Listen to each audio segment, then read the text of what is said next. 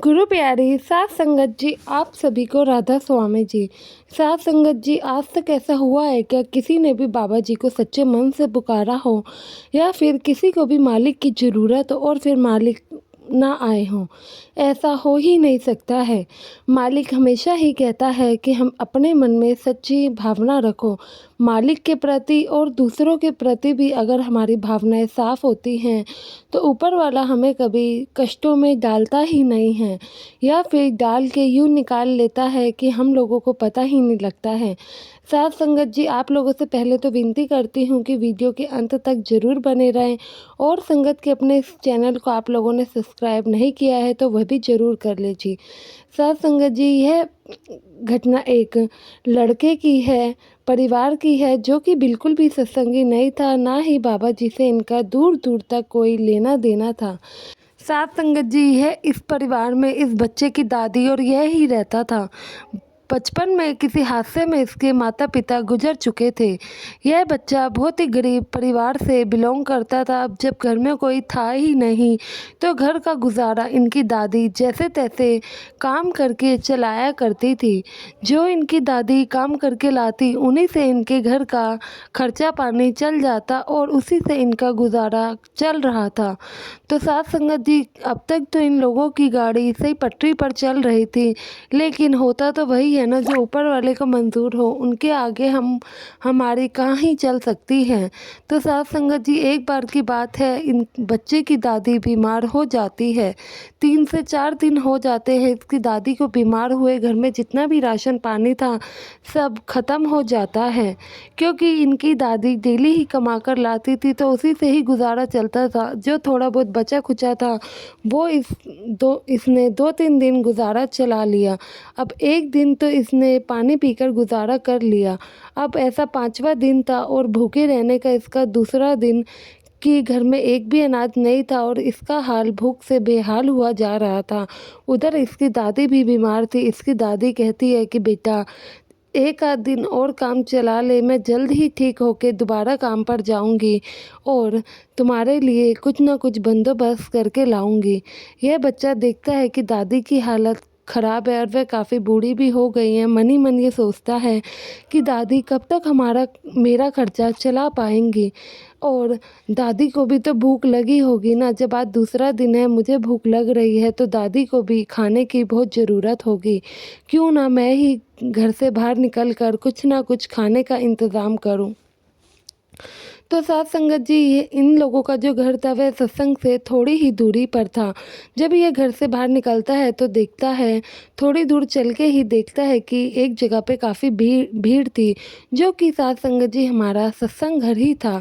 तो ये बच्चा वहाँ पर भीड़ देखकर समझता है कि क्या पता यहाँ पर लंगर हो रहा होगा, ये भी खा लेगा और अपनी दादी के लिए भी पैक करवा कर ले जाएगा। ये वहाँ पर दौड़ा दौड़ा भागते हुए जाता है, कहता है अंकल यहाँ पर क्या हो रहा है। तो एक सेवादार वहाँ पे जो मौजूद थे वह बताते हैं कि बेटा, यहाँ पे ना हमारे बाबा जी आने वाले हैं, इसलिए इतनी संगत इकट्ठा हुई है। तो ये बच्चा कहता है कि यहाँ पे क्या कोई भंडारा भी हो रहा है या फिर आगे होगा, क्योंकि मुझे तो काफ़ी भूख लगी है। तो सेवादार भाई इन्हें कहते हैं कि नहीं बेटा, यहाँ पे कोई भंडारा नहीं हो रहा है, बाबा जी आने वाले हैं, इसलिए काफ़ी भीड़ है। तो इतना सुनते ही वह लड़का मायूस होके वहीं पर गेट के पास कोने में बैठ जाता है। जब बाबा जी आते हैं, जैसे ही बाबा जी और हुजूर जी गाड़ी से उतरते हैं, तो वह सत्संग घर के अंदर जा ही रहे होते हैं कि इनकी नज़र इस छोटे से बच्चे पर पड़ जाती है। तो बाबा जी उस बच्चे को अपने पास बुलाते हैं और कहते हैं कि बेटा, यहाँ ऐसे क्यों बैठे हो? क्या तुम अपने परिवार वालों से बिछड़ गए हो? क्या आपकी मम्मी अंदर चली गई हैं और आप ढूंढ नहीं पा रहे? तो बताओ, सेवादार आपकी मदद करेंगे। तो वह बच्चा कहता है कि नहीं अंकल जी, मैं तो यहाँ पर ये समझ के आया था कि यहाँ पर कोई शायद भंडारा हो रहा होगा, लेकिन यहाँ पे तो कोई इनके बाबा जी आने वाले हैं और मुझे बहुत भूख लगी थी, तो मैं यही सोच रहा था क्या पता मुझे यहाँ से कुछ खाने को मिल जाए। तो बाबा जी ये बात सुन के कहते हैं कि बेटा, अगर आपको भूख लगी थी तो आपने यहाँ पे जो सेवादार खड़े हैं इन्हें बताया नहीं? तो बच्चा कहता है कि नहीं, मैंने उन्हें बताया था, लेकिन उन्होंने कुछ किया ही नहीं। तो बाबा जी सेवादार को बुलाते हैं और गुस्सा होते हैं, कहते हैं कि भाई जब इन्हें भूख लगी थी तो आपने इन्हें खाना क्यों नहीं खिलाया। तो सेवादार भाई आगे से जवाब देते हैं, कहते हैं बाबा जी आपके आने का समय हो रहा था, इसलिए हमने ज़्यादा ध्यान नहीं दिया, हम माफ़ी चाहते हैं। तो बाबा जी कहते हैं, साथ संगत जी वह बच्चा इस बात से बिल्कुल ही अनजान था कि जिसके सामने वह खड़ा है वह खुद परमात्मा है, खुद मालिक का स्वरूप है। तो बाबा जी कहते हैं कि पहले इनको आप खाना खिलाइए, और सबसे बड़ी सेवा, सबसे बड़ा काम यही है कि भूखों को हम पहले खाना खिलाएं। कितना भी कोई भी काम हो वह सब छोड़ के आपको ये इन पर ध्यान देना है। तो सेवादार भाई कहता है कि ठीक है बाबा जी, मैं समझ गया, आगे से ऐसी गलती नहीं होगी। बाबा जी के कहने पर वह सेवादार उस बच्चे को खाना खिलाने के लिए लेकर जाने लगता है। वह बाबा जी का बच्चा शुक्रिया अदा करता है और कहता है कि बाबा जी क्या आप मुझे डेली खाना खिला सकते हैं? बाबा जी कहते हैं कि बेटा क्या हुआ? क्या परेशानी है? तुम बताओ ज़रा। तो वह बताता है कि बाबा जी मेरे घर में कोई भी नहीं है, एक मेरी दादी हैं, वह कमा कर लाती हैं, अब वो भी बीमार हैं। आप मेरी दादी के लिए भी थोड़ा खाना पैक करवा दीजिए। क्या आप मुझे डेली खाना खिला सकते हैं और मेरी दादी को? तो बाबा जी सेवादार को सारी बात समझाते हैं, कहते हैं कि आप इन्हें खाना खिलाइए और इनकी दादी के लिए भी इन्हें पैक करवा कर इनको घर छोड़कर आना। और जब ये सत्संग का सारे कार्यक्रम निपट जाए तो इनके रहने का बंदोबस्त डेरे आप कर सकते हैं। इनकी दादी से बातचीत कर लेना, जैसा उन्हें ठीक लगे आगे वो ही डिसीज़न लिया जाएगा। अगर इन लोगों को सच में हम लोगों की ज़रूरत है तो आप इनकी मदद ज़रूर करेंगे, और इस परिवार की मदद करना अब आप ही की रिस्पॉन्सिबिलिटी है।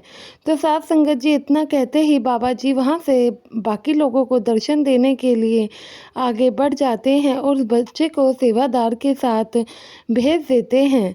तो साथ संगत जी बाबा जी तो हमेशा ही हमारी पुकार सुनते हैं, लेकिन हम ही हैं कि जो कि उनकी बात कभी नहीं मानते हैं। मालिक को सच्चे दिल से पुकारो और हर हाल में वह ज़रूर आते हैं। हमें अपने मन में भी हर किसी के प्रति प्यारी भावना ही रखनी चाहिए और कभी भी किसी के लिए बैर नहीं रखना चाहिए। बाबा जी कितने शांत स्वभाव के हैं और वह हमें भी यही सिखाते हैं।